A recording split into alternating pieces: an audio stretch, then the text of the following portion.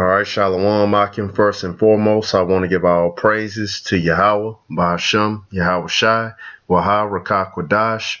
Double honors to our elders, the apostles of Great Millstone, and honors to you brothers who are out there doing the work in sincerity and in truth.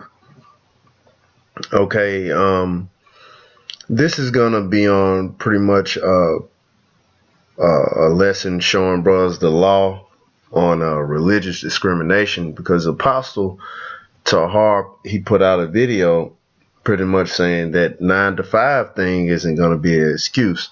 So, you know, for brothers who are always having to work when it's time for camp, and you believe that, you know, you got to do what you got to do for the job. In actuality, you know, there's laws that'll stop that job from making you have to work on that day. Okay? You can, you know, they'll have to accommodate you. But I'll start with this scripture. This is 2 Corinthians chapter 2, verse 11. Lest Satan should get an advantage of us, for we are not ignorant of his devices. All right? So we're not ignorant of Satan's devices. Okay? So I'm going to get straight into it. You know, what you should know about workplace religious accommodation. This is federal law, man. This is EEOC.gov. Okay. Are employers required to accommodate the religious beliefs and practices of applicants and employees? Yes. Title of the Civil Rights Act of 1964 prohibits employment discrimination based on religion. This includes refusing to accommodate an employee's sincerely held religious beliefs or practices unless the accommodation would impose an undue hardship, more than a minimal burden on operation of the business. A religious practice may be sincerely held by an individual, even if newly adopted, not consistently observed, or different from the commonly followed tenets of the individual's religion. See, you don't have to go and tell your job that, hey, I'm a black Hebrew Israelite, I'm a Hebrew Israelite, or anything like that. But, and really, they don't have to ask you, but you can tell them, hey, you you observe the Sabbath, or you have to go deal with your church on this day, that day for camp. Okay, and they're supposed to accommodate you. The only way that they don't have to accommodate you is if it's going to cause a hardship on the job, which a majority of the time, if you work for like a big company, it's not going to cause a hardship. And if they try to do anything about it, it's you know, it's breaking the law. And, you know, you brothers can get on this site and check it out, but I'm going to hit a few other points. This is, let me go to number 3. What is a reasonable accommodation? Although an employer never has to provide an accommodation that would pose an undue hardship, the accommodation that is provided must be a reasonable one. An accommodation is not reasonable if it merely lessens rather than eliminates the conflict between religion and work, provided eliminating the conflict would not impose an undue hardship. Eliminating the conflict between a work rule and an employee's religious belief, practice, or observance means accommodating the employee without unnecessarily disadvantaging the employee's terms, conditions, or privileges of employment. Okay, and I'll just skip down. It has an example in the example 32, and it states, Rachel, who worked as a ticket agent at a sports arena, asked not to be scheduled for any Friday night or Saturday shifts to permit her to observe the Jewish Sabbath from sunset or Friday on Friday through sunset on Saturday. The arena wanted to give Rachel only every other Saturday off.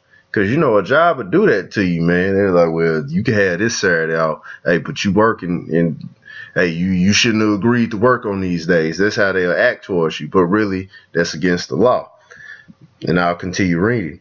It says the arena's proposed accommodation is not reasonable because it does not fully eliminate the religious conflict.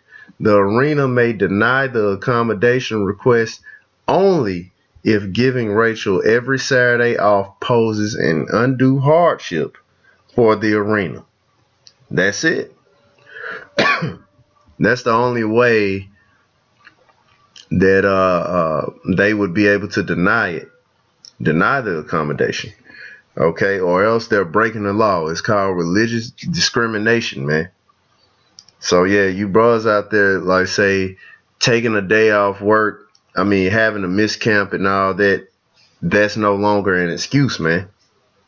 If you want that job and you want to keep it, then just go to HR or whatever and tell them, hey, I got to be with the church on this day. It's my religion. And if they try to act like they don't believe you and all this other stuff, hey, they breaking the law still, man. If they try to tell you that this ain't the job for you, hey, they breaking the law, man. I've done this before. Okay? They have to let you off, man. They will lose. Bad. And I'll just get the last example, man. Lord will just help brothers out, man. But this is another example on EEOC.gov. Walmart sued for religious discrimination. The U.S. EEOC today filed a federal outskip down. Richard Nichols, a devout Mormon, began working for Walmart in 1995 and started as a manager at the Colville store in 2002. As part of his religious practice, Nichols observed the Sabbath by refraining from work of any kind, including household chores or shopping, and limits his activities to church-related activities. From 1995 to 2009, Walmart accommodated his request for leave on Sundays. However, in the fall of 2009, Walmart revised its scheduling system and refused to continue accommodating Nichols. All right, and that goes to show you, hey man, that's what these jobs will do to you, man. Or you'll have a jerk for a manager, man, and they'll do stuff like that. They'll schedule you anyway, and then they'll tell you that there's nothing that they can do, and you'll be thinking that you're gonna get fired and different stuff like that. But pretty much, like say the website is on here. Bros can read it. But yeah, pretty much this guy won. You know what I'm saying? He won the lawsuit, by the way. I believe it was like $70,000. But either way, that ain't nothing to play around with, that religious discrimination. So whatever day that you brothers have to go out to camp or whatever, let's say you go to camp at like 4 o'clock. Camp start at 4 o'clock. But you got to be at work at 1 o'clock. Hey, how about you tell your job, okay, I can work from in the morning, from 7 a.m. to 3 p.m. or 2 p.m. But I can't work after that because I got to go be with the church. You know what I'm saying? Just different stuff like that. And it works. All right. So Lord Will bros were edified, man.